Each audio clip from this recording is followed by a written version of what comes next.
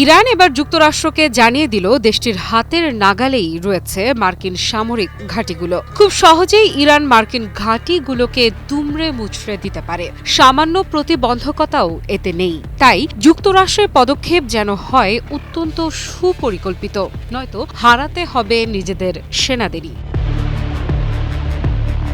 মধ্যপ্রাচ্যের গভীরে পারস্য উপসাগরের জলরাশির ওপর যখন ছায়া ফেলছে মরণ যুদ্ধ, তখন ইরানের সেনাবাহিনী সতর্ক বার্তা দিচ্ছে মার্কিন ঘাঁটিগুলো আমাদের নাগালের মধ্যে। ইরানের স্পষ্ট হুমকি, আপোষ না হলে যুদ্ধের পরিধি কেবল বাড়বে। এদিকে ট্রাম্পের সিদ্ধান্ত, এখন আর কোনো বিলম্ব সহ্য করবে না যুক্তরাষ্ট্র। তাহলে মধ্যপ্রাচ্যের ভবিষ্যৎ আসলে কোন পথে এগোচ্ছে, আপোষ নাকি সংঘাত?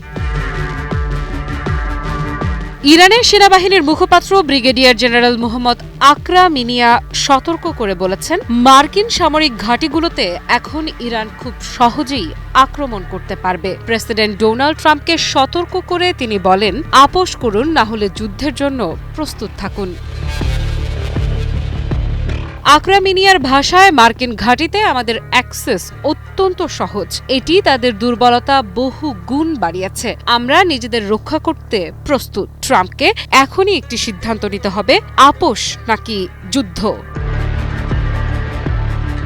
এই সতর্কতার মধ্যেই ইরানের সেনাবাহিনী পারস্য উপসাগরের ফার্সি দ্বীপের কাছে অভিযান চালিয়েছে। ইসলামী বিপ্লবী গার্ড বাহিনী আইআরজিসি জানিয়েছে, জ্বালানি পাচারের সঙ্গে যুক্ত দুটি জাহাজ জব্দ করা হয়েছে। ইরানের রাষ্ট্রীয় গণমাধ্যমের খবর অনুযায়ী জাহাজ দুটি থেকে উদ্ধার করা হয়েছে 10 লাখ লিটারের বেশি জ্বালানি। এ ঘটনায় আটক করা হয়েছে 15 জন বিদেশি নাবিক, যাদের হস্তান্তর করা হয়েছে বিচারিক কর্তৃপক্ষের কাছে।